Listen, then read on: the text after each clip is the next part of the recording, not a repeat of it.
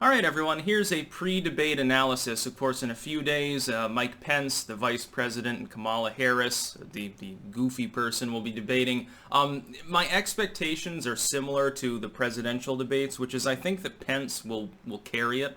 What we've seen from Harris is she's not a particularly good debater. We've seen this. She rocketed to the top of the charts, basically, and got chosen for a position based on one good debate performance. She subsequently got crushed and was in the lower half at every other primary debate against the other Dems. Despite the fact that it is obvious, and was obvious to begin with, that the Clintonian types and stuff, they see her as an empty vessel to be sort of the leader of a puppet regime. If Biden is elected, here's the structure. Biden is the figurehead who plays the part of the president. Behind the scenes, Kamala is the acting president.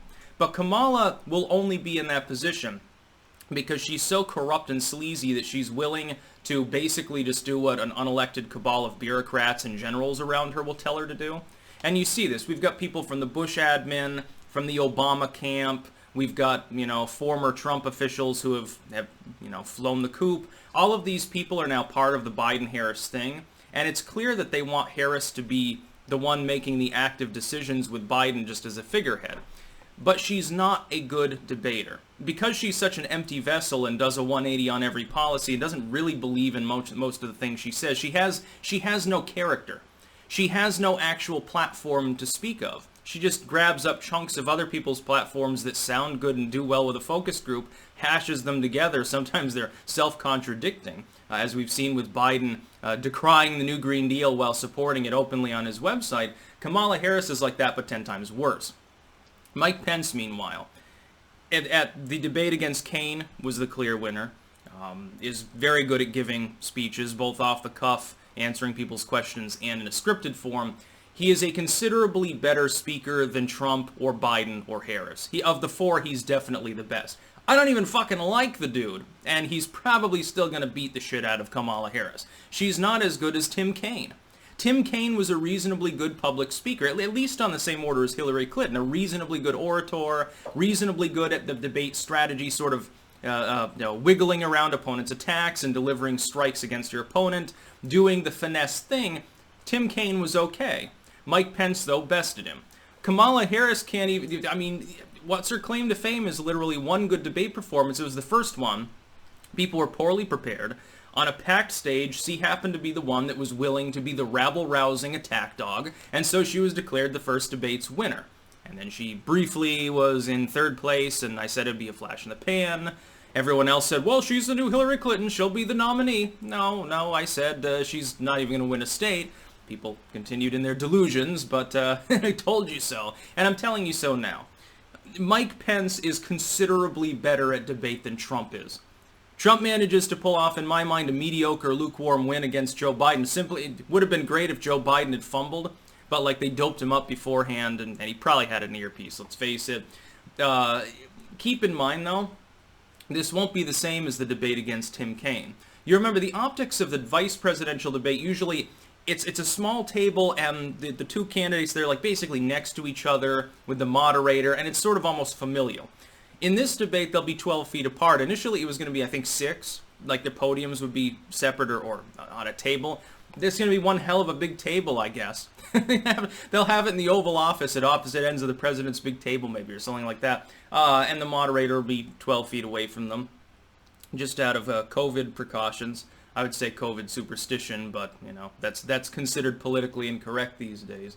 I expect Pence to win. And keep in mind, Pence winning is important, considerably more than when he was facing off against Tim Kaine. When he was facing off against Tim Kaine, in most people's minds, there wasn't the problem at that time that, the vice president will probably have to take over because the president's old or something. We were talking about Trump and the fact that he's overweight, and at the time he was 69 years old. Hillary Clinton, same age. She had multiple health issues, but they weren't demented. They were still with it. In this particular case, though, Kamala Harris is basically the person that the Dems are voting for if they vote for the ticket. It's Kamala Biden, not Biden Kamala. Biden may be president in name, but it's in name only. Otherwise, he's just a figurehead. If Biden wins, Kamala Harris is the president of the United States. Kamala Harris, therefore, the threshold for her is relatively high because she has to prove to people in this debate, well, I'm capable of being one of the big boys, doing a good job, I'm capable of dealing with someone who's clearly going to be antagonistic. Oh, no, not as much as Trump. Pence knows this. He will prepare accordingly. He's probably doing nothing else at the moment but debate prep. He's probably going to come out swinging. He'll have to defend Trump's record. He'll be able to do that in a more straightforward way than Trump can. In some ways, I think it would be best. Mike Pence would have wiped the floor with Joe Biden. Let's put it that way. I don't think that Kamala Harris can stand up to it. And also, Pence is much more likely to, in a very straightforward and cerebral way, bring up Kamala Harris's own record. For instance, her flip-flop on crime. She was a very tough on crime individual, has applauded Biden for his crime bill, called Biden, by the way, alternately a racist during the primaries, insinuating that he was bigoted and we must have a female president and stuff. Pence will bring these things up. Trump doesn't have the mental flow to do so and do so effectively. Mike Pence does. Again, considerably better debater. He's like a B-plus debater, which is something we haven't seen. I mean, Obama was a fairly good debater. Mitt Romney sucked. Obama at the first debate sucked. I'm trying to think of a comparison of someone who would actually, I think, be able to beat Mike Pence. Again, he's like an evangelocon and stuff. He reminds me literally of George W. if George W. wasn't playing stupid all the time. I still think he's going to win. Now, without necessarily talking about any policies I myself necessarily would even support. Keeping that in mind, it's probably going to be about the same topics as before. Law and order riots, stuff like that, coronavirus, the role of the VP, the health or the fortitude of the respective candidates. You've got to understand the VP candidates have an outsized role when you've got the incumbent is 74, the challenger is pushing 78 years old, the latter has had aneurysms, the former is admittedly overweight, and currently has coronavirus. What more could you ask for in making this particular debate important? That's another thing. The moderator could very well bring up Trump having coronavirus and, well, you know, this shows the nation, you know, the VP is waiting in the wings, is one heartbeat away from the presidency. What would you have to say? Pence has to walk a fine line here because he has to express absolute support for Trump in the sense of thinking he's healthy and robust and that Pence won't have to be the acting president. But he also has to distinguish himself as able in that role. Again, Kamala has a different goal. Kamala has to basically belly up to the bar and act as though she is the president.